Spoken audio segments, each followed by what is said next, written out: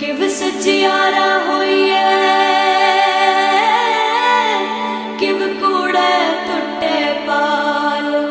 हुक्म रजाई चलना नानक लिखिया एक ओंकार सतनाम करता पुरख निर्भव निर्वैर अकाल मूरत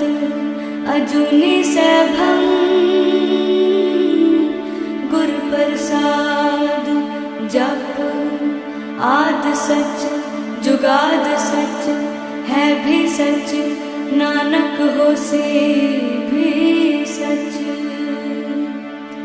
सोचे सोच न होवई जे सोची लखवार चुप्पे चुप न होवई जे